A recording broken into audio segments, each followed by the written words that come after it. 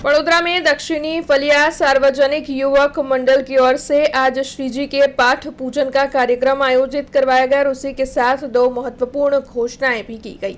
दक्षिणी फलिया सार्वजनिक युवक मंडल की ओर से बीते कई सालों से गणेशोत्सव को मनाया जाता है। तब इस साल भी उनकी ओर से गणेशोत्सव को मनाने की तैयारियां शुरू कर दी गई है। साल 2000 से गणेश जी की स्थापना करने वाले इस मंडल की ओर से साल 2016 से इको फ्रेंडली मूर्ति और सजावट की अनोखी पहल की गई है। तब आज मंडल की ओर से गणेश जी के पाठ पूजन का पवित्र कार्यक्रम आयोजित करवाया गया था। इस दौरान उनकी ओर से 2 महत्वपूर्ण घोषणाएं की गई। सबसे पहली, मंडल की एक्टिविटीज को डिजिटल प्लेटफॉर्म पर ले जाने के लिए कार्यकरों की ओर से एक नई वेबसाइट लॉन्च की गई है। तो वहीं दूसरी, उत्सव के 2 माह पहले इस साल की थीम श्री छत्रपति शिवाजी महाराज की थीम उसको लॉन्च किया गया है, इसकी घोषणा की गई है। तब इस बारे में ज्यादा जानकारी कार्यकर्ता मिलिंद गाढ़े की ओर से दी गई है। दक्षिणी फलिया सार्वजनिक युवक मंडळ वर्ष आ 2026 है, पण अमारी गणपति स्थापना 2000 वर्ष 2000 थी थी थी અને 2016 अमे इको फ्रेंडली गणपति स्थापना करी थी।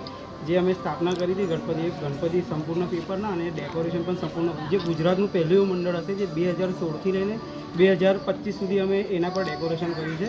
અને આજે આપણે ગણપતિનું પાઠ પૂજનનો કાર્યક્રમ રાખ્યો છે। સાથે સાથે આપણા મંડળે તમે જોઈ શકો છો આપણા મંડળના કાર્યકર્તા છે એમને એક વેબસાઇટ લોન્ચ કરી છે। આજે વેબસાઇટ લોન્ચ કરવાના છે અમે, અને સાથે સાથે ફર્સ્ટ ટાઈમ એવું છે કે અમે દર વખત એવું હોય છે કે અમે ક્યુરિયોસિટી રાખીએ છીએ કે થીમ અમે છેલ્લે ખબર પડે છે। આ વખતે પહેલાં એવું છે કે 2 મહિના પહેલાં અમે અહીંયા થીમ રિવીલ કરીશું, અને એ થીમ હું કહી દઉં છું, છત્રપતિ શિવાજી મહારાજ પર છે।